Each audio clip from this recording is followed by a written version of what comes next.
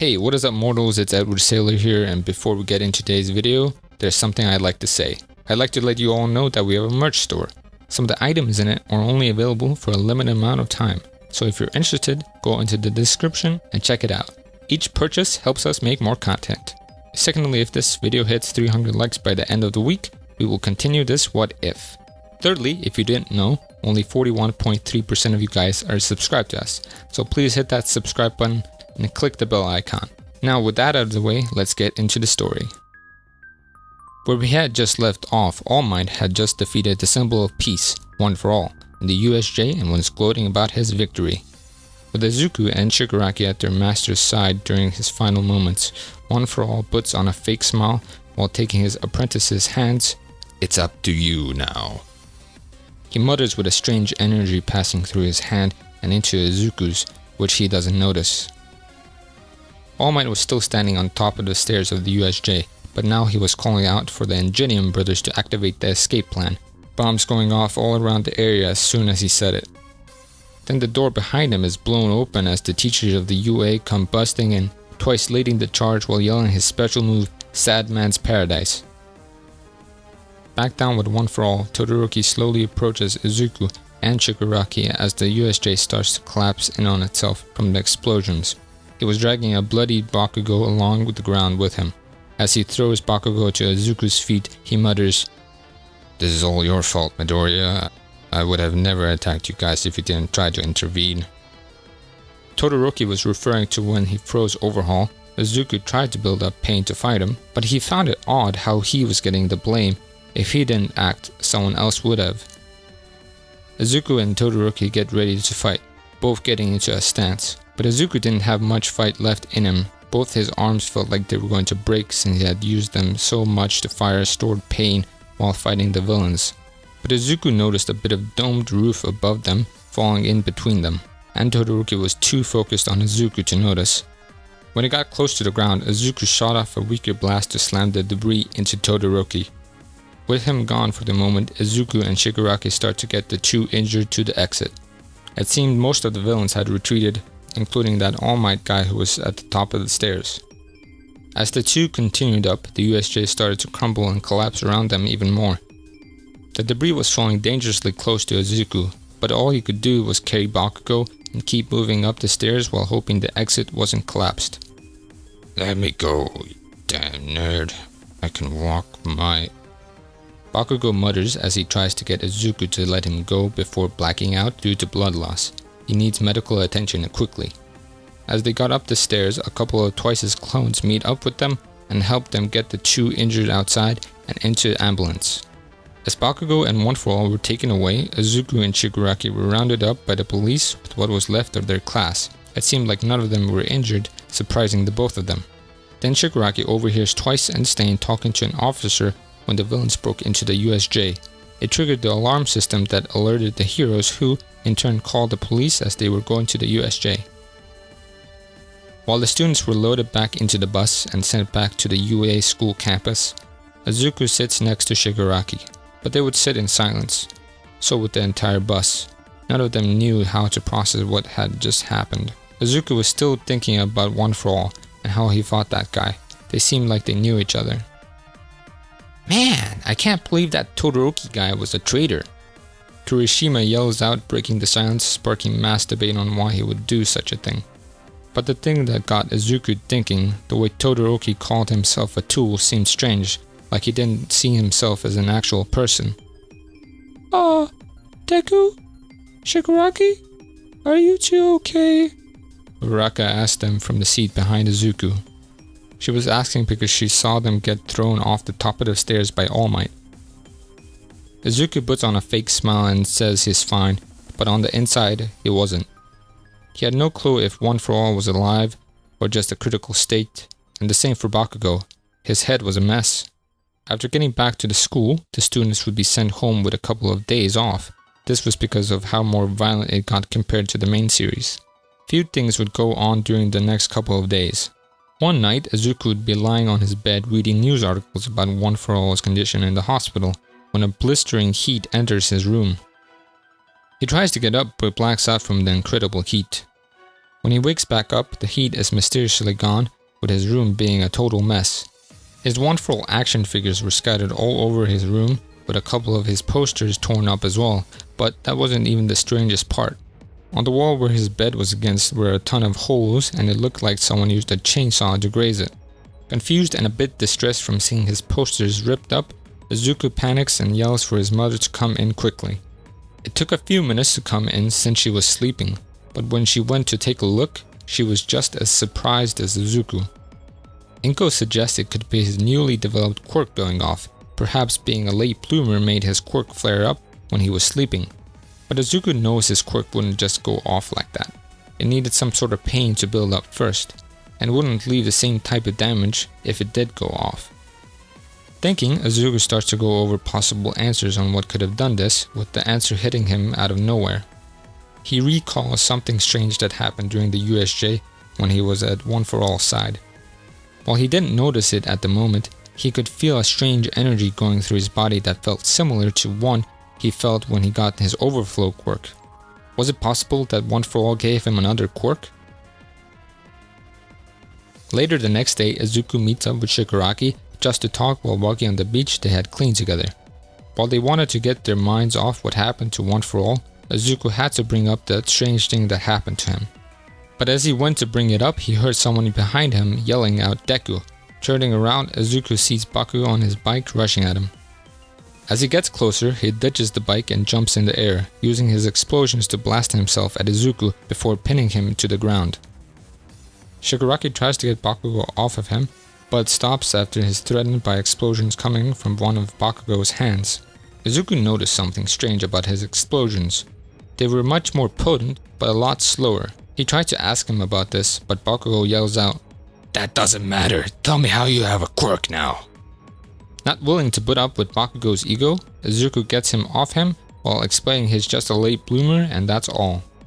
But Bakugo doesn't buy that excuse, saying his quirk was nothing like his mother's or even his father's quirk. Not having a good excuse, Izuku just says he doesn't know why and continues to question him about his strange explosions.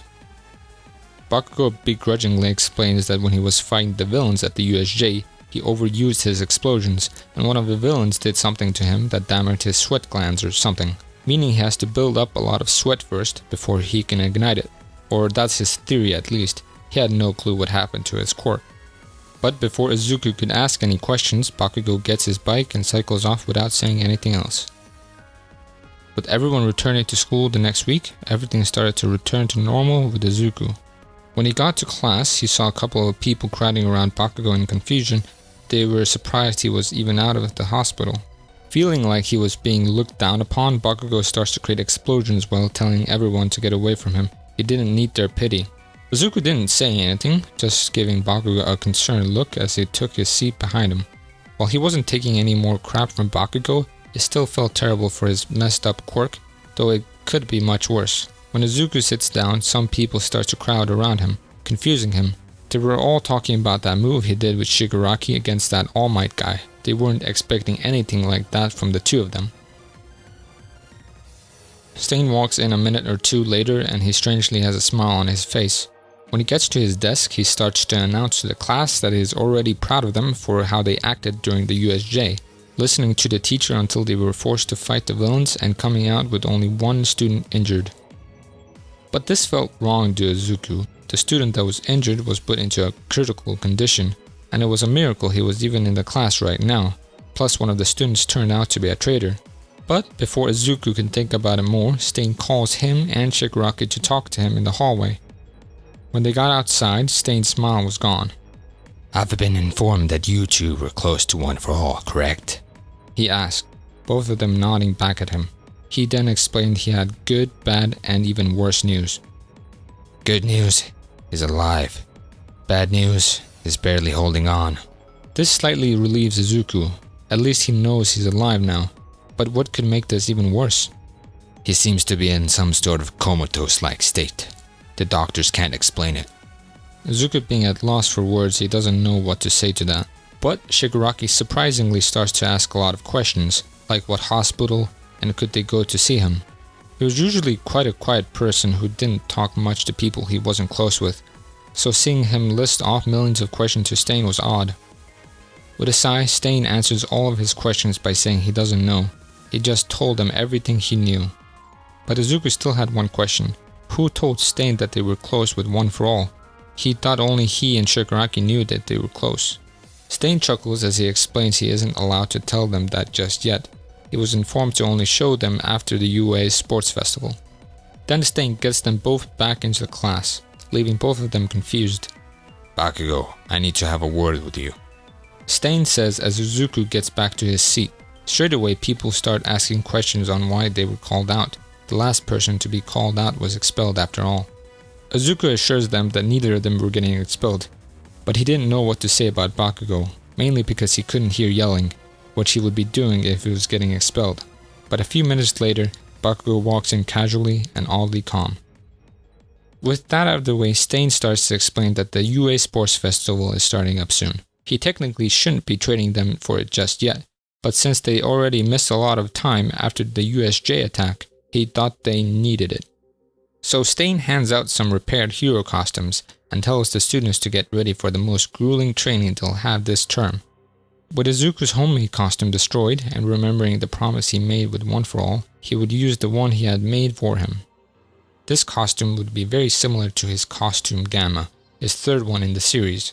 The only significant difference would be the green on the costume would be a lot darker and almost black to tie in with Shigaraki's suit.